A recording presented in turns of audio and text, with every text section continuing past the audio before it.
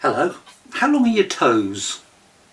As you ponder that, I want to read something to you from Matthew chapter 5, which is Jesus speaking to his followers in these terms.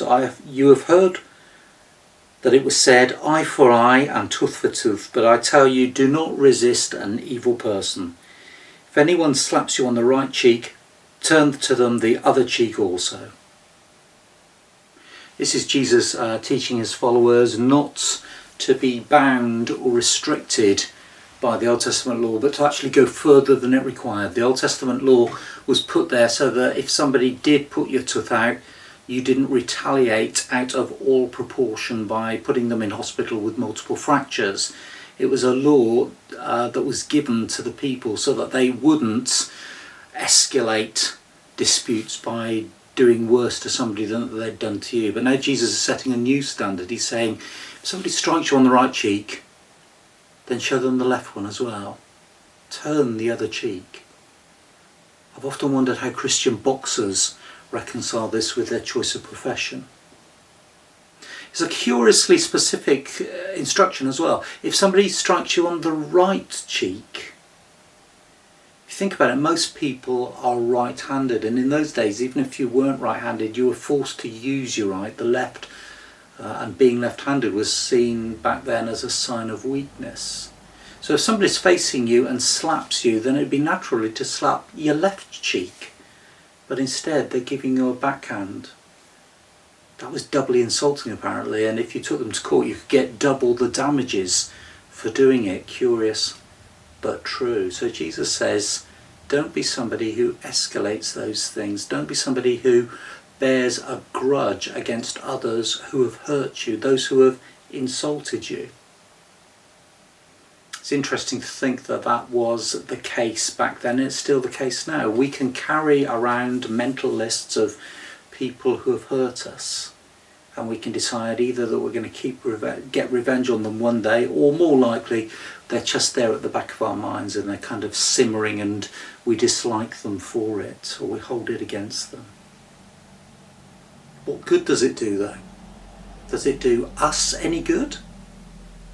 Chances are the other person is completely unaffected. They may not realise they've upset you. They may realise they've upset you but moved on. You probably think about it more than they do. So if you're in a situation where you've been insulted by someone, then turn the other cheek and let it go.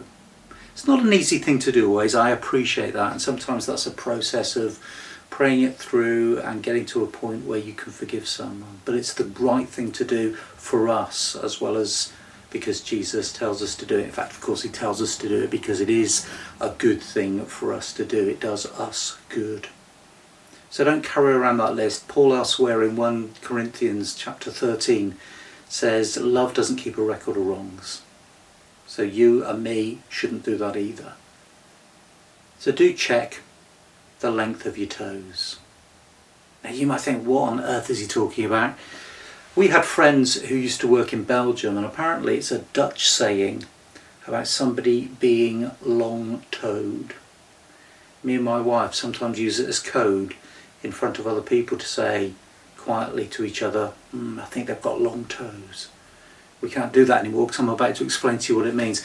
Being long-toed in this Dutch saying apparently means to be easily offended. It's easy to tread on their toes and for them to be offended or upset. So today, take a look. How long are your toes? Let's be short-toed people rather than long-toed people, but don't do anything too radical with surgery. Let's pray.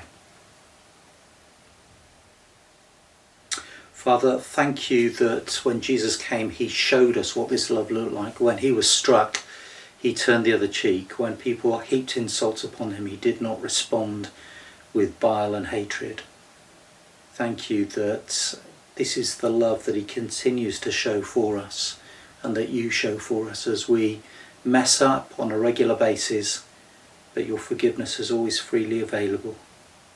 Help us, Lord, not to take offence easily, to be short-toed rather than long-toed people. In your name we ask. Amen.